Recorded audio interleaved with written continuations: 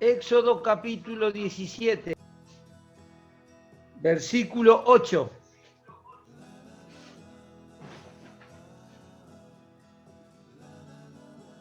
Vino entonces Amalec y peleó contra Israel en Refidim.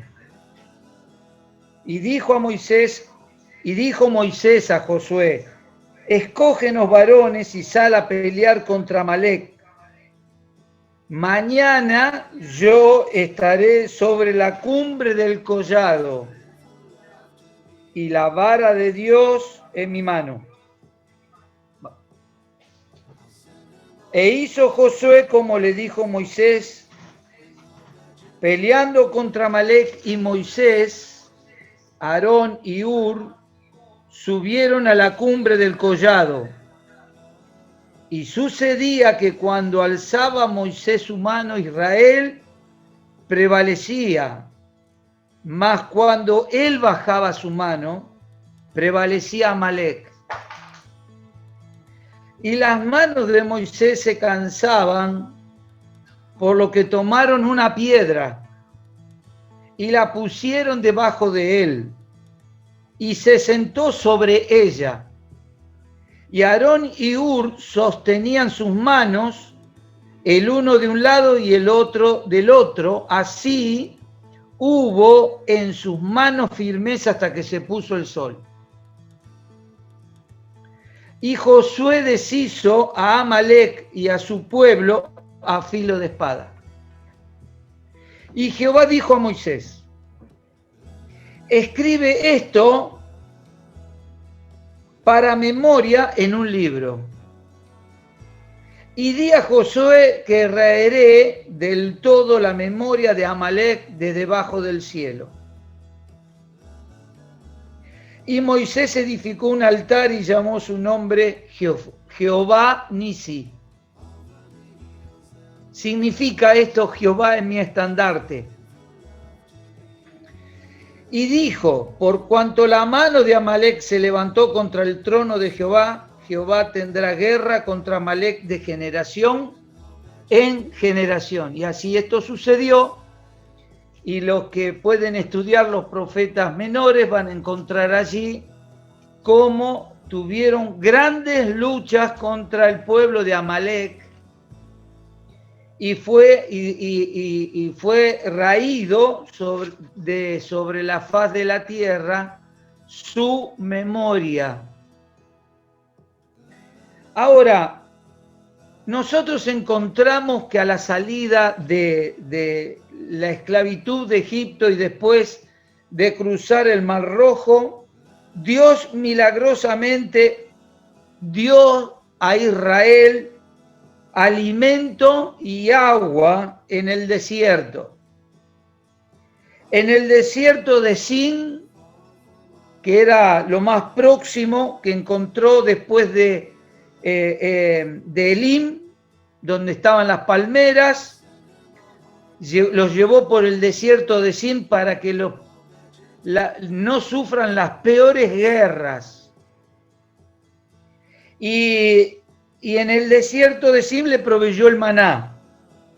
Y en Refidim, Dios le proveyó el agua a través de la roca. Luego de esto los lleva la secuencia, ¿no es cierto?, al monte Sinaí, donde les entregó las leyes santas. Ahora, nosotros tenemos que pensar que Israel, cuando sale de Egipto, sale con lo más necesario. Evidentemente, le pudieron sacar a todos los egipcios por todos los sacrificios que hicieron y la esclavitud que tuvieron por tantos años. Le sacaron bastantes cosas como oro y otros metales que más adelante ustedes se acuerdan cuando fue construido el becerro.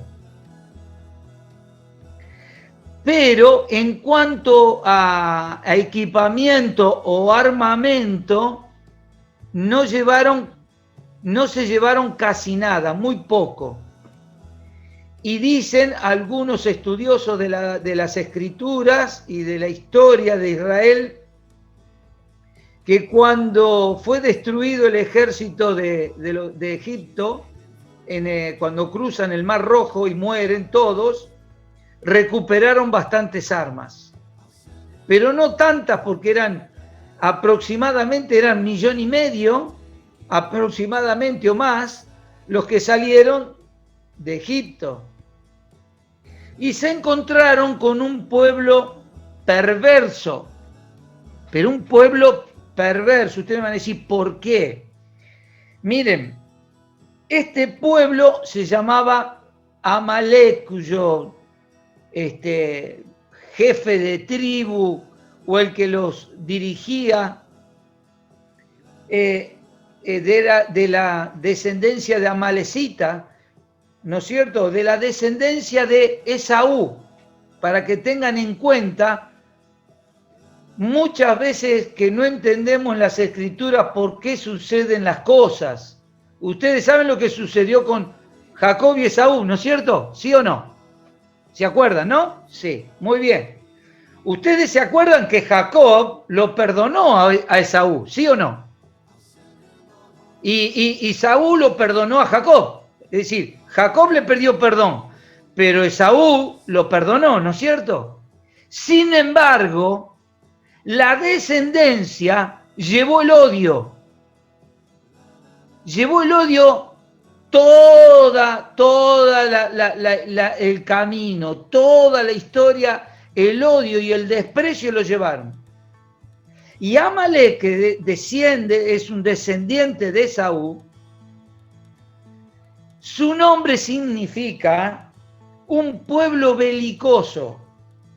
Un pueblo, fíjense en la traducción de esta palabra, que se lame por la guerra, por lo sangriento, porque siempre estaban combatiendo, peleando.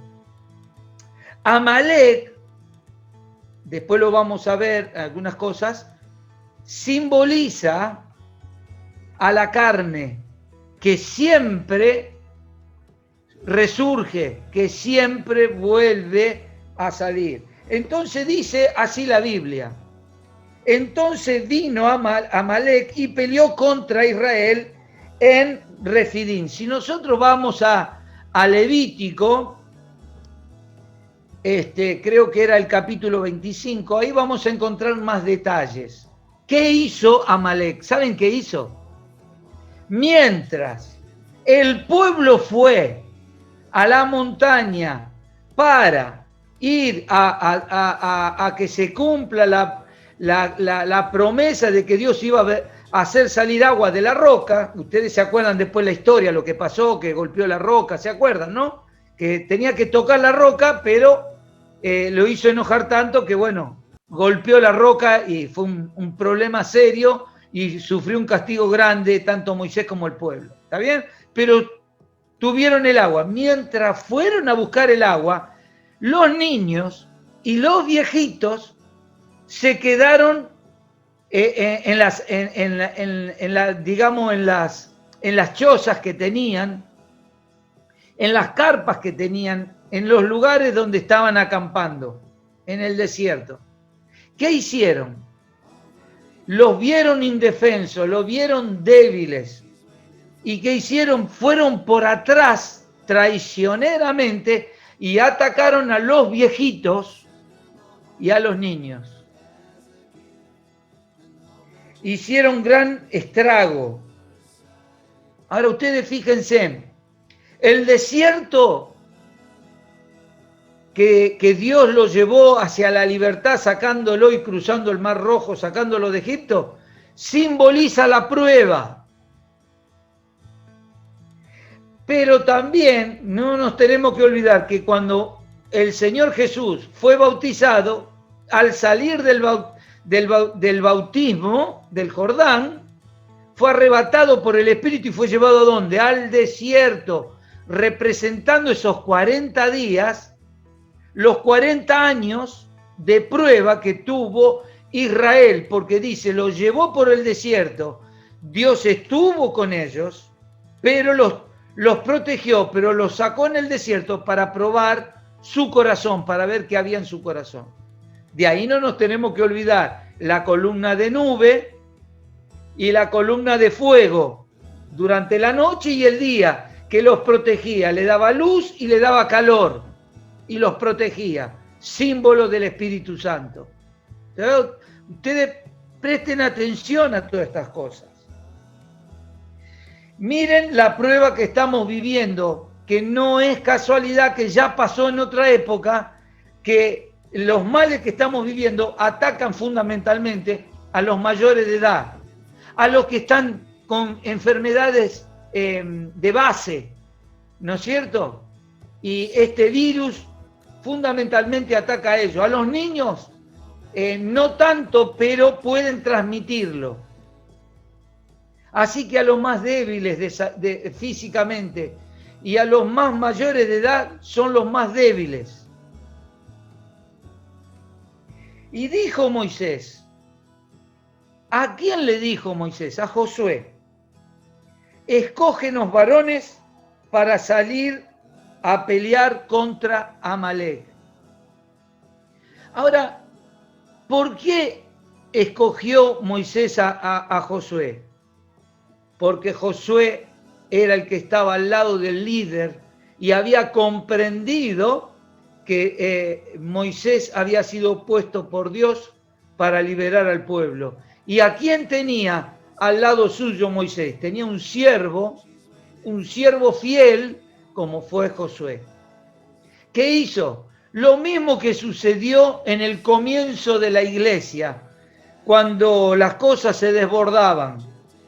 Escogeos entre vosotros 7 varones llenos de sabiduría del Espíritu y de buen testimonio para que sirvan a las mesas. Acá Josué, el hombre de confianza, el siervo fiel que más adelante iba a sustituir a Moisés, le dice, escoge varones para que vayan a pelear contra Amalek. Así que miren cómo se van distribuyendo las situaciones y cómo se van distribuyendo los ministerios.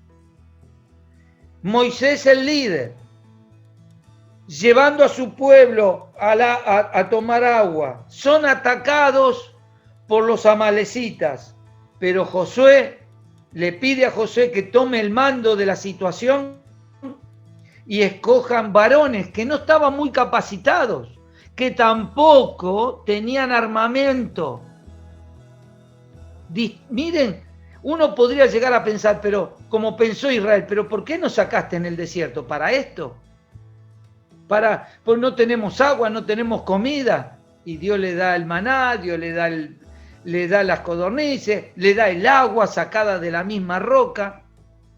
Pero también Dios está con ellos, acompañándolos, pero ellos tenían que ocupar su lugar. En medio de la prueba ellos tenían que seguir adelante con su ministerio. Josué era el hombre fiel para escoger varones, prepararlos y poder salir a la batalla. ¿Y qué hizo Moisés? Moisés dijo, yo iré a la cumbre, donde ya comenzaba Moisés, y ya lo estaba haciendo, de estar en los lugares altos para estar a solas con Dios, mientras su servidor, su siervo fiel, que era Josué, siempre se quedaba a mitad de camino.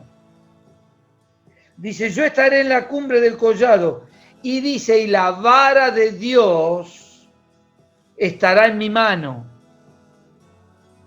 Y esto me hace acordar lo que Pablo le dijo a Timoteo.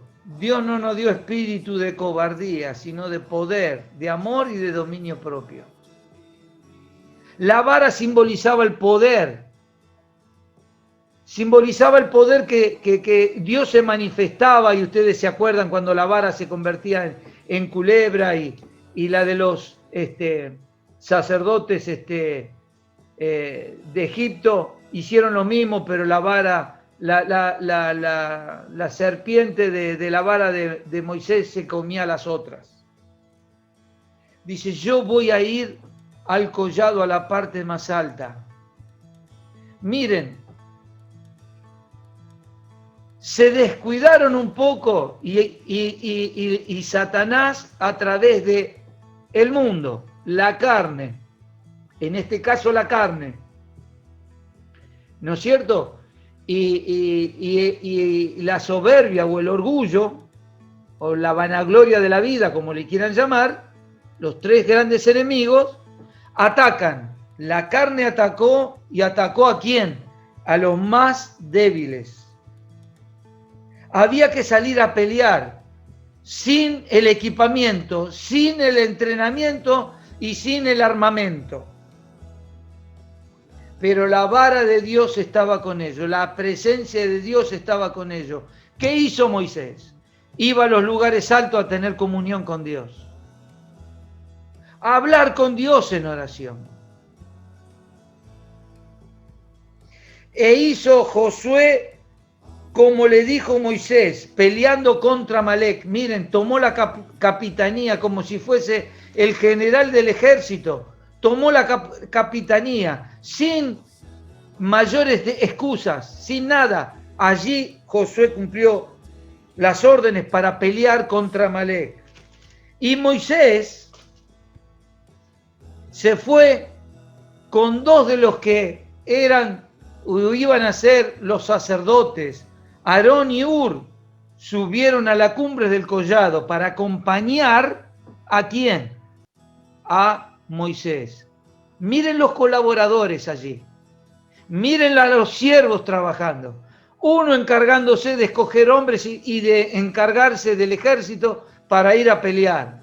Los otros para acompañar a Moisés y estar cerca de Moisés para lo que él necesitaba. Y lo que él necesitaba era apartarse para hablar con Dios, para orar. Y porque llevaba el símbolo del poder que Dios le había dado en su mano, que era la vara, la presencia de Dios. Y dice que cuando estaban en la batalla, ya estaban en la batalla, y Moisés oraba, y él cuando alzaba su mano, prevalecía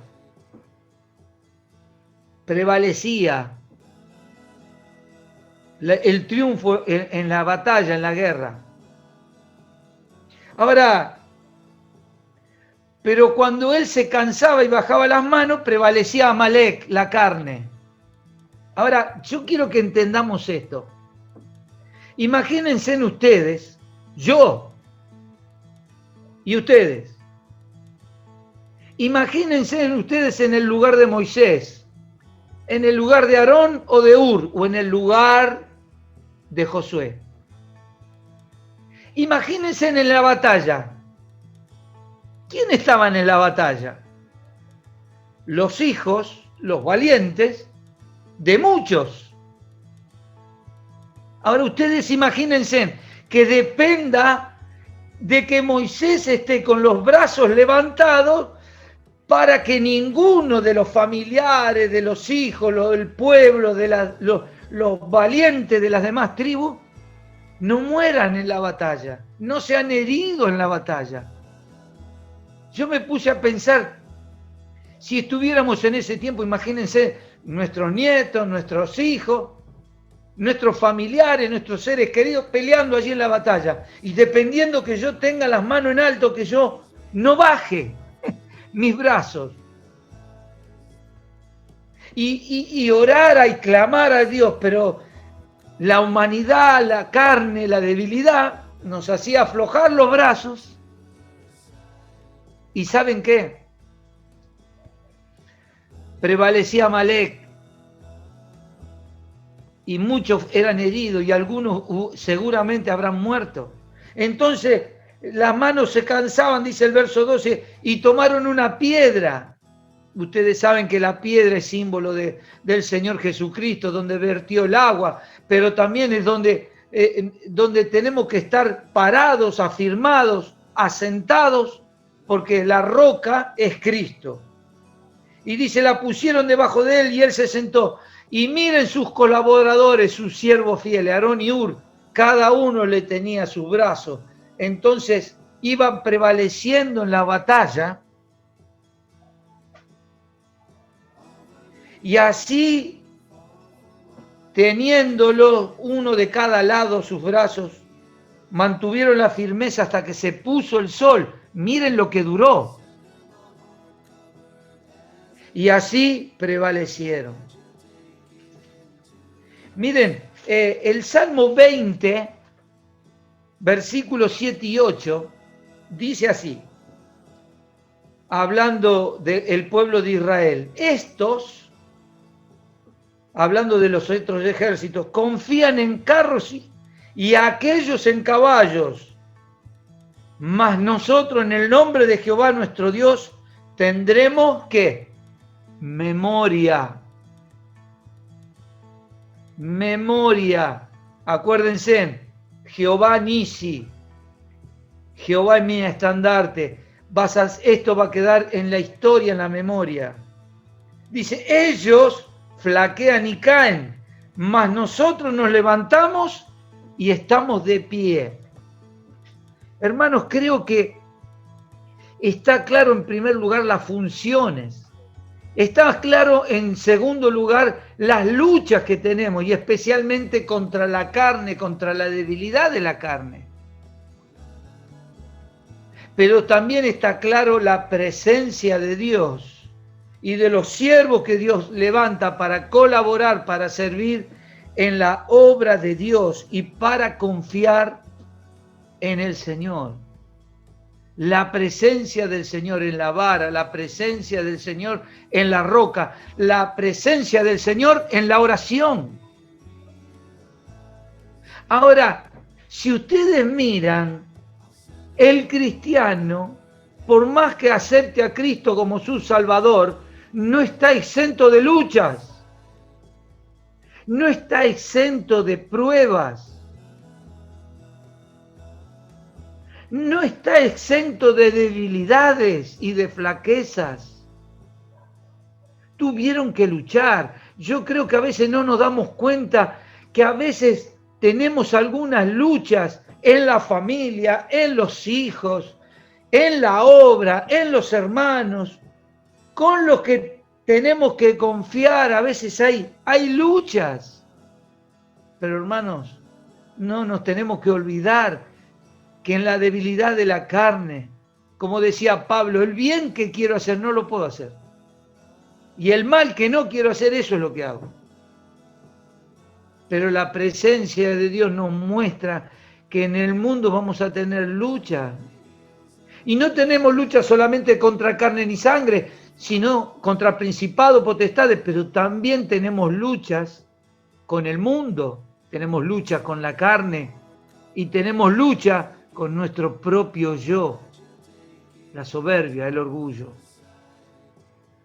Lo que la Biblia llama, y Primera Juan llama, la vanagloria de la vida, es eso.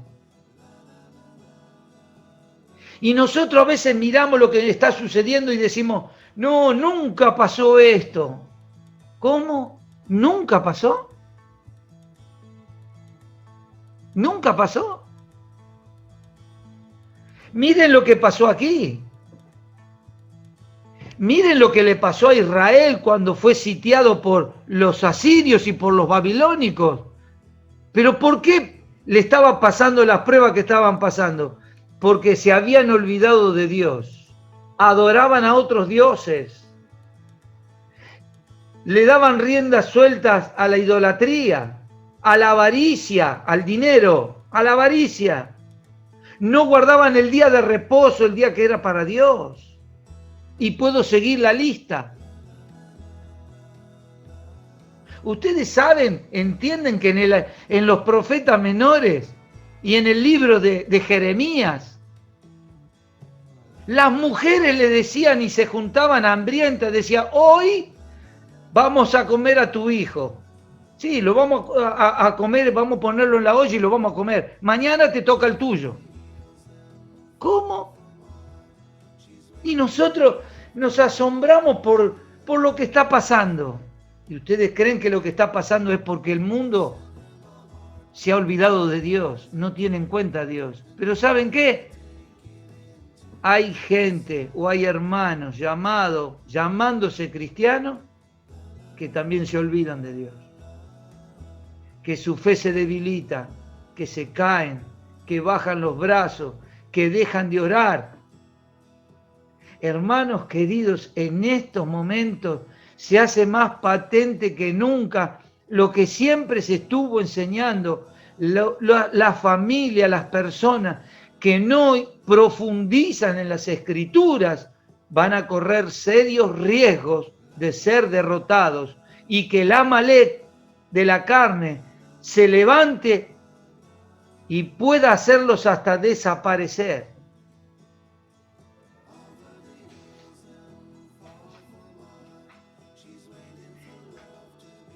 Para esto estamos siendo probados, para que todo cristiano sea maduro, sea completo y se parezca cada día más a Jesucristo. Y pensemos, hermanos, cuánto nos parecemos a Jesucristo, cuánto dependemos de Jesucristo, cuánto dependemos de la oración. Todavía tengo presente cuando uno de los jóvenes habló en un mensaje y dijo: hermanos, cuando alguien pide oración, lo que se espera es que estemos orando de verdad, y no un sí, y resulta que pasa lunes, martes, miércoles, jueves, viernes, sábado, y no oramos. ¿Ustedes creen que vamos a tener victoria? Lo que va a suceder es que van a estar debilitados, van a estar como aparecen en National Geographic. ¿Vieron los animales que van en manada y está el león rugiendo? Y ruge, infunde miedo, entonces la manada va para un lado. Los más viejitos y los más pequeñitos, los más inmaduros, quedan como más rezagados, quedan atrás. Y el león sigue rugiendo y la manada se va alejando porque se defienden en manada, cuando están unidos, cuando están en comunión, cuando están fortalecidos. Pero ¿qué hace el león? Lo que hace Satanás, lo va apartando, nos va enfriando el corazón. ¿Y saben qué hace? Cuando ve la oportunidad, ataca. ¿A quién ataca? A los más indefensos. Y a los más viejitos que ya están con ciertas debilidades. Y esto no es lo que hace la carne, esto es lo que hace Satanás. Esto es lo que está haciendo el sistema. Y perdemos de vista. Hemos dejado de ir al collado, de ir a estar a solas con Dios. Hemos dejado de profundizar en las Escrituras, porque ahora en las Escrituras es donde más Dios nos muestra. Nosotros oramos a Dios: Señor, danos sabiduría. Señor, ¿cuál es tu voluntad? ¿Y dónde va a estar la sabiduría de Dios? ¿Dónde está? ¿Dónde está la voluntad de Dios? En los hechos y acontecimientos que Dios dejó establecido en su palabra. Pero si no la estudiamos, si no la leemos, no tendremos victoria, porque no sabemos cómo actuar, ni vamos a tener sabiduría. Entonces ahí donde más que nunca se tiene que manifestar que en primer lugar, como lo dijimos viernes pasado, tiene que estar el Señor, más buscar primeramente el reino de Dios y su justicia. ¿Quién es el reino? El reino somos cada uno de nosotros, que somos parte del reino, y nuestro Salvador es nuestro príncipe y nuestro Rey soberano, nuestro Dios, y el Espíritu Santo que mora en nosotros y nos da las herramientas necesarias, como toda la armadura. Pero cuando el creyente deja de lado la fidelidad, la oración, la palabra, la comunión, el servicio, la fidelidad, empiezan a aparecer los pecados que trae la carne, que trae el mundo y que también nos ataca Satanás. No siempre, es verdad que no siempre es la culpa de Satanás. Amalek simbolizaba la carne. Amalek era belicoso, estaba siempre en guerra. Nosotros nos olvidamos que tenemos una guerra constante, que no nos podemos descuidar. Que tenemos de nuestro lado al Todopoderoso, pero tenemos que buscarlo. Depende de nosotros.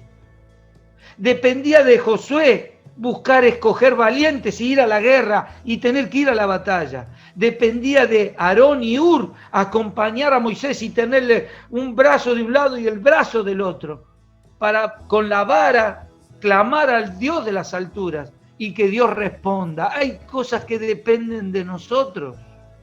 Dios quiere obrar cuando ve nuestro corazón, nuestra humildad, nuestra dependencia de Dios, no nuestra indiferencia. La indiferencia ha atacado a muchísimas personas y hermanos, no solo de nuestra congregación, sino de muchos. La indiferencia, la indolencia.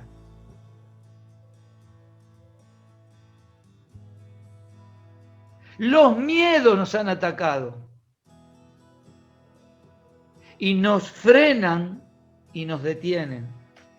Miren, el enemigo ataca de muchas maneras. Miren, ¿a través de qué ataca el enemigo? A través de la vida.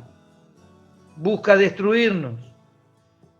Con enfermedades, con accidentes, con tentación, con el alcohol, con la lujuria, con la inmoralidad, con el abuso, con la irresponsabilidad. Ser irresponsable no es característica de los verdaderos creyentes. La bancarrota, hemos caído en la bancarrota económica y no estamos confiando en Dios. La avaricia, que es idolatría y es pecado, porque ponemos en primer lugar el amor al dinero, que dice, no es el principio de todos los males, dice, es el amor al dinero. No que el dinero sea malo, pero poner todo el amor en el dinero. Ahí está el principio de todos los males. Por eso los hermanos no se pueden congregar, por eso los hermanos no se pueden conectar, porque hay otras prioridades. La glotonería, la soledad, la violencia, las amenazas, la guerra. Los amalecitas representan y son imagen de ¿qué? De los enemigos feroces, violentos, que el creyente tiene que enfrentar mientras camina a través del desierto de este mundo. Enemigos tales como gobernantes, malvados, sin afecto natural, pueblos opresores, drogas, alcohol, glotonería, inmoralidad, pornografía, lujuria, avaricia, orgullo, soledad, hastío, pérdida de empleo, falta de propósito, falta de dinero, temor, desesperación, impotencia. Esto es lo que representa Amalek. Y dígame quién no es atacado por Amalek a través de la carne y a través de todas estas cosas. ¿En dónde estaba el poder? En mantenerse unido con el Señor, con el Padre Dios, que con su presencia estaba allí a través de la vara, a través de la roca, a través de la oración. Pero tenían que salir a luchar y tenían que acompañar y sostener a un siervo fiel como era Moisés. Y dice que la Biblia, hasta ponerse el sol, presten atención, ¿cuánto va a durar la prueba esta? ¿O cuánto va a durar pruebas de enfermedades que hay en la vida? ¿O de trabajo? ¿O de situaciones económicas? Hasta que se ponga el sol. ¿Y cuándo es cuando se pone el sol? Miren, la prueba puede empezar y hasta que no se forme un carácter humilde y manso y dependiente de Dios, quizás no desaparezca. Por eso muchos buscan otros caminos, con tal de no humillarse ante Dios y de no reconocer ante Dios la soberbia, el orgullo, la falta de dependencia, la falta de estudio bíblico. Hermanos queridos, les hablo a toda la iglesia, primeramente para mí, pero le hablo a toda la iglesia, pero le tengo que hablar fundamentalmente a los siervos y a las siervas de Dios. Cuidado con descuidar el estudio bíblico. Hoy apretamos un botoncito que dice Google y empezamos a buscar cosas. Hoy podemos, por medio de internet, buscar mensajes y hablar lo que Dios o quizás alguien le reveló a otro, pero no estudiamos nosotros. Nosotros tenemos que profundizar en la Biblia.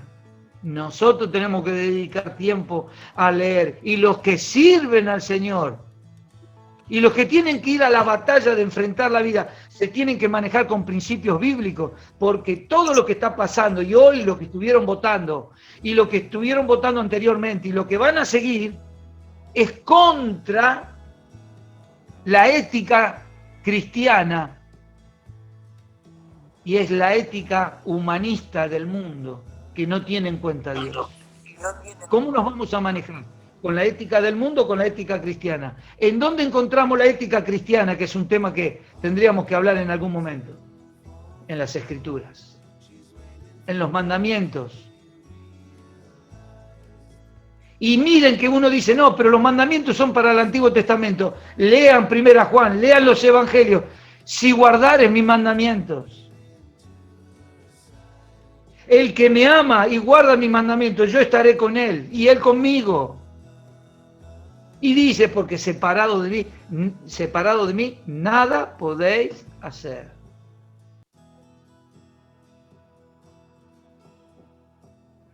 Dice más, y tenemos que acelerar. Y Jehová dijo a Moisés, escribe esto para memoria en un libro.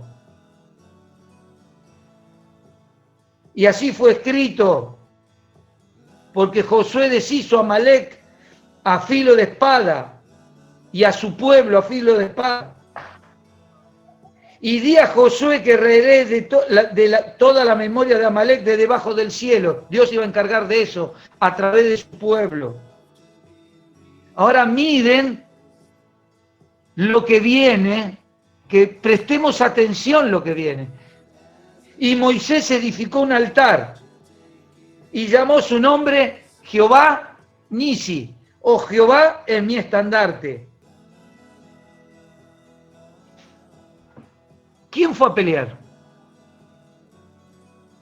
¿Quién peleó? Josué, ¿no es cierto? Con los valientes, ¿cierto? ¿Quién sostuvo los brazos de Moisés? Aarón y Hur. Ahora, ¿la gloria para quién es? ¿La memoria para quién es? ¿La alabanza para quién es? ¿El servicio para quién es? Miren, Jehová es mi estandarte. De Él haremos memoria, de Él vamos a agradecer. Nosotros hicimos lo que teníamos que hacer. Siervos inútiles somos. Solo hicimos lo que teníamos que hacer. Hermano, esto lo pueden entender aquellos que quieren crecer y parecerse a Cristo. Aquellos que pase lo que pase,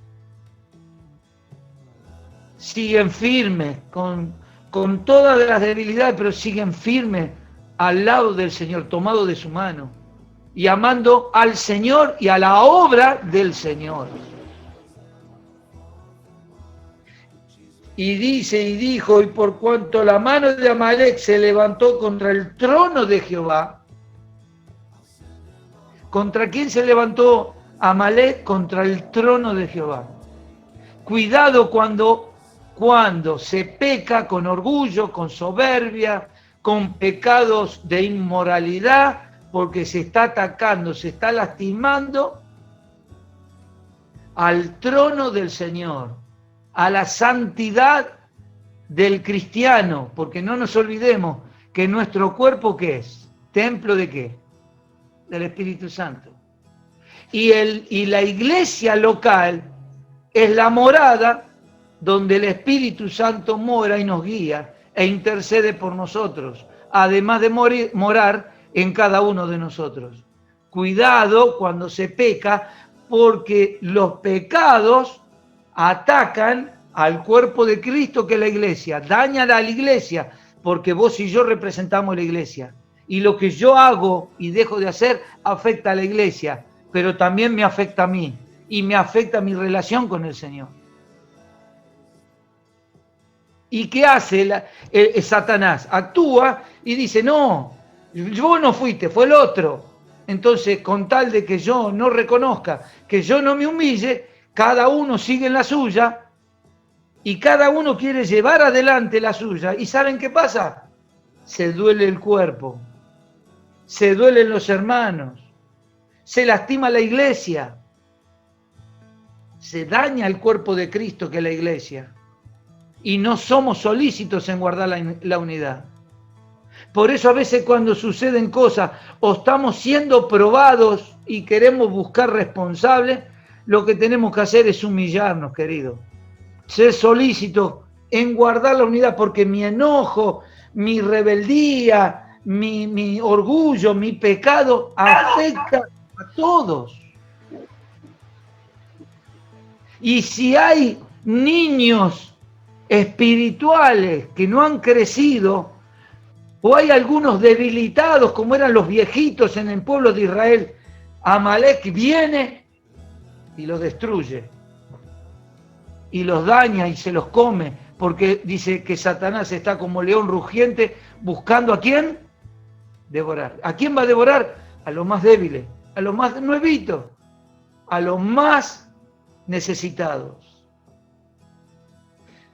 El Señor es mi estandarte. De Él voy a hacer memoria. De Él tengo que depender. De Él tengo que conocerle cada día más profundizando en las Escrituras. Porque si vamos a ir a la batalla sin sin la armadura del cristiano, del yelmo, del evangelio, de la espada, de la palabra, del escudo, de todas las herramientas que tenemos allí para poner, vamos a fracasar, vamos a salir heridos. Nuestro poder viene de Él y tenemos que depender de Él, porque nos tenemos que parecer a Él. Este es nuestro compromiso. ¿Cuánto va a durar esta prueba? No lo sé. No sé cuánto tiempo. Y si habrá solución. Porque ya dicen que hay otros virus que son más graves que este. ¿Y qué vamos a hacer? ¿Y qué va a ser de nuestra vida cristiana? ¿Y qué va a ser de nuestro testimonio? ¿Qué va a ser de nuestro servicio? ¿Qué va a ser del Evangelio? ¿Vamos a dejar de predicar el Evangelio? Hermanos queridos, Dios proveyó de la victoria, Dios proveyó del agua, Dios proveyó del maná. Su presencia nos da poder. Hermanos, no nos alejemos de la presencia de Dios en lo personal, en lo familiar y en lo congregacional. Quien se aparte de la oración, quien se aparte del estudio bíblico y de la meditación, quien se aparte de poner en práctica las enseñanzas bíblicas en un mundo malo, está expuesto a fracasar. Él, su matrimonio y sus hijos. Y tarde o temprano eso se manifiesta en la iglesia. Atentos, hermanos, cuidado, cuidado. Son los últimos tiempos, donde hay hombres amadores de sí mismos, implacables, sin afecto natural. Lo único que quieren es que el creyente caiga, porque están al servicio de Satanás. Fortaleceos en el Señor siempre. Aprendamos de Moisés, aprendamos de Josué, aprendamos que hay que dar gloria a Él aún en medio de las pruebas. Las pruebas son para formar este carácter. Y algo que la iglesia tiene que saber. Porque siempre hablamos de que en el hogar celestial, en el cielo, no habrá más llanto, no habrá más tristeza, no habrá más dolor, ¿no es cierto? Y allá vamos a vivir con un cuerpo glorificado. Pero ¿saben una cosa? Eso empezó acá. Y Dios quiere manifestar a través de su pueblo, la iglesia, cómo es vivir en unidad en amor y predicando y sirviendo al Señor el Evangelio. Que Dios nos bendiga para que vivamos así, desde ahora y después en el lugar que el Señor fue a preparar para nosotros. Dios los bendiga, hermanos, y los fortalezca, los anime. Yo siempre escuché hermanos que con un corazón temeroso de Dios quieren alentar. Qué bueno que es. Pero tenemos que empezar a fortalecer y alentar a los que sirven, a los que se mantienen fieles. ¿Saben por qué? Porque los que se han desanimado y no leen más la Biblia y no tienen ganas de congregarse, no tienen ganas de tener comunión, no han dejado la oración de lado, ¿de qué los vamos a alentar? No tienen el fuego, el espíritu no se manifiesta. Por más que le prendamos una fogata al lado, le soplemos al lado, no va a haber, si no dejan a obrar el Señor en cada uno de nosotros. Ahora, aunque débiles, como Moisés, como Josué, como Aarón, como Ur, ¿saben qué? Si buscamos a Dios y si nos humillamos y pedimos ayuda, ¿cómo nos vamos a estar para animar, hermano? ¿Cómo nos vamos a estar para estar juntos y fortalecernos? Los tiempos son difíciles. Tengamos cuidado porque por muy poquito podemos caer. Que Dios nos ayude y bendiga su palabra para ponerla por práctica. Amén. Gracias, Mario. Gracias por la palabra de Dios.